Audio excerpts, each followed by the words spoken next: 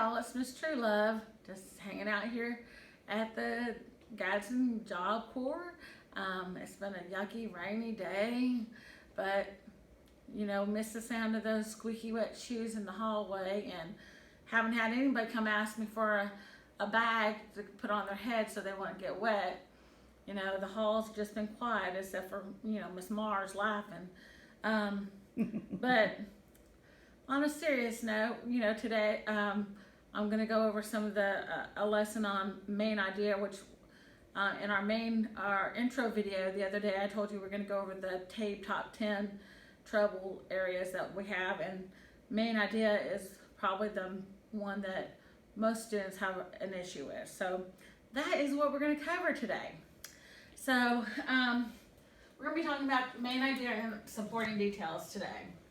And so the main idea is the big point. It is the most important idea that a writer is communicating to the reader. And often the reader can find the main idea just by looking at the title.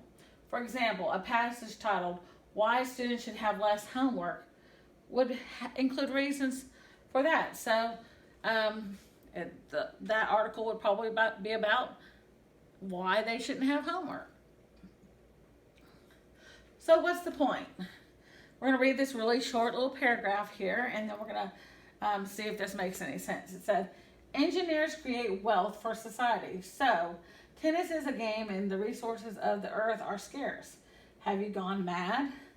Thus, the only solution is to educate the public on being socially responsible. Did that make any sense? Well, of course it didn't, because it was all jumbled up, just a whole bunch of different facts about different subjects. Nothing went together. It didn't have a main idea. We would go crazy if texts were written like this all the time. It was difficult to understand because it was made of different ideas that didn't link. There was no common thread. The good news is that there's normal passages do have a main idea. A main idea is like the heart of the text or a paragraph. It's the thing that it controls the ideas. All the other supporting details in the text or a paragraph tell us more about that main idea. A lot of times we can find that main idea, of course, like we said, in the title. And a lot of times you'll find it like in the leading sentence in a paragraph also. So ask yourself, who or what is this passage about? Gotta be those detectives I talked about in class. You know, pretend like you're a detective. You gotta find out the who, the what, the where, the when. So those are the details we're looking for. So the topic sentence. Many paragraphs have a topic sentence that indicates the main idea. So we're gonna find the main topic sentence in this paragraph. Homeless people have many problems. In the winter, it's hard to stay warm, and it gets too hot in the summer. It's also hard to keep things safe without a home. And worst is the lack of privacy. So what is the main idea of this paragraph? Well, the supporting ideas that we get are homeless people have many problems. In winter, it's hard to stay warm, and it gets too hot in the summer. It's also hard to keep things safe without a home.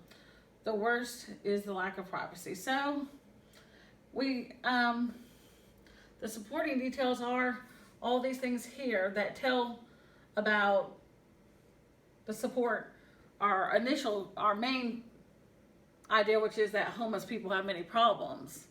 And so these other things here are your supporting details. It's too warm and hot in the summer. It's too cold in the winter. It's hard to keep things safe, and there's not a lot of privacy. So, reiterating this, homeless people have many problems. So that is our main idea. And then the other ones are the supporting details.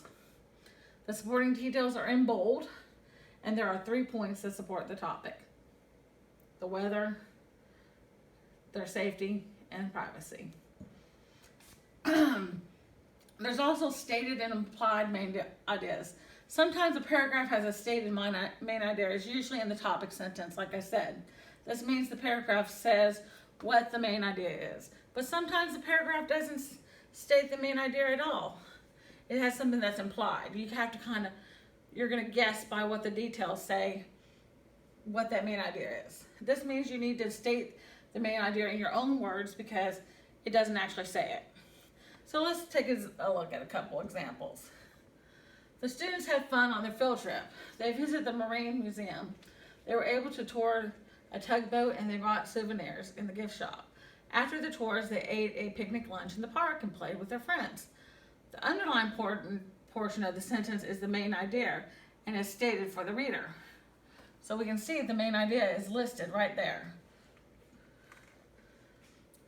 Samantha, I can't eat or sleep when you're gone. I need to hear your soothing voice and see your lovely smile. I miss you. I miss that special way you sing. Please come home soon. Well, in this little paragraph, we don't have the main idea listed. We have to guess what it is, and we can guess by what we've read that someone in here misses Samantha. She's gone. So we can assume, we can infer that what the paragraph is about. So all these things here just show how the person is missing Samantha. Sometimes you can get too much information. All the sentences in a paragraph should support the main idea of a paragraph. Information that doesn't support it just really doesn't belong there. So we're going to look at some more examples on the next slide. We're going to find the extra information and we're just going to get rid of it.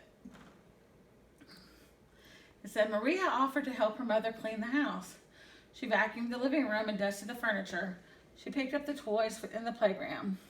She ate a ham sandwich for lunch. Then she mopped the kitchen floor. Which sentence does not support the main idea?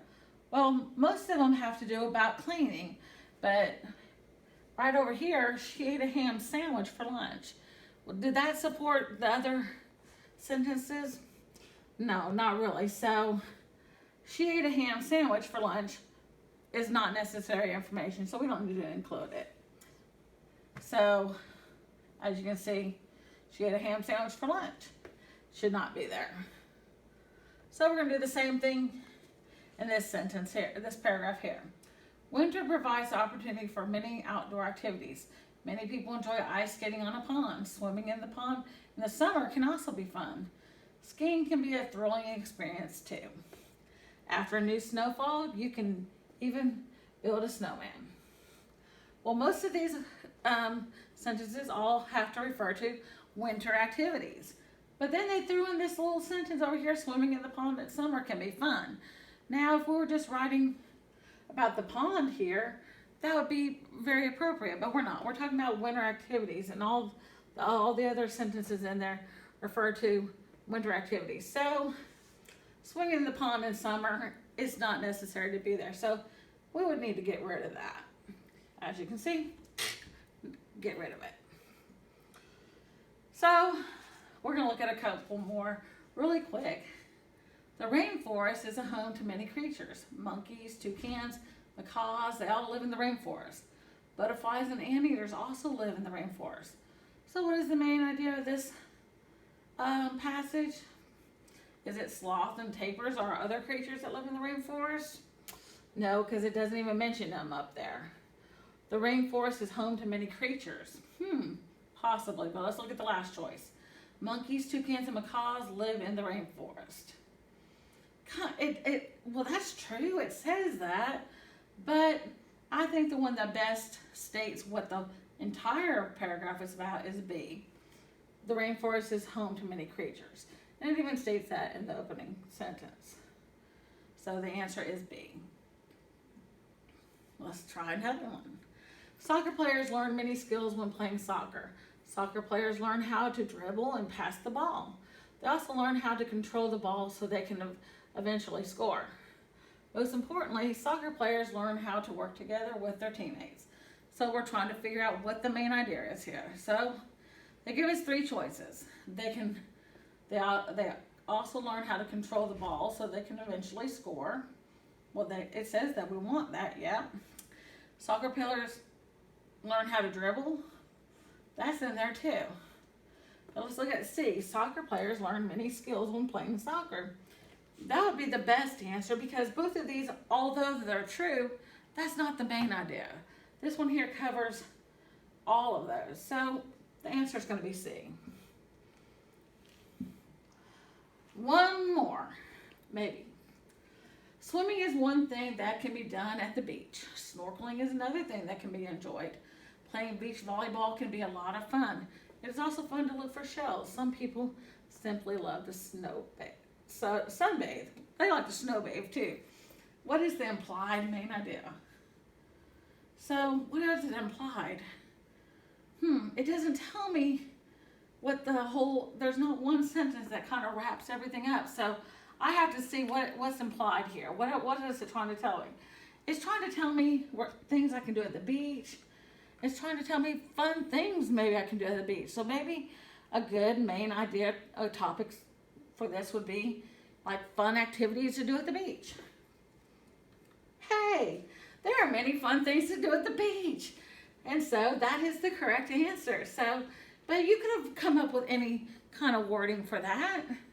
And, but that's just what the main idea is about for this paragraph. But it doesn't say that up there, but I can infer, I can imply what that main idea is. And that is the end of this presentation here. But if you guys will go to the Google Classroom and look under the assignments that I posted, there are 4 assignments in the Google Classroom at this time, and they're all in the subject area of main idea, supporting sentences and topic sentences and things of that nature. So in the next day or so, take some time, refer to those assignments, and they'll help you to grasp a better meaning on the material that I presented today. And hopefully with this little snippet of information, you will be able to take that, apply what you know to actual TABE test. We all can TABE up and TABE out. So that's the whole purpose for this whole thing, for you guys to reach goals and reach and accomplish your dreams. So with that said, I hope you have a wonderful day. I hope you have fun. Do something fun. If anything, go jump in mud puddles or something. I don't know. I have trash bags. If you guys didn't want to go out in the rain, you guys can come visit me. Until then, until tomorrow, see you later. Sayonara. Don't be late for class tomorrow. See ya. Bye.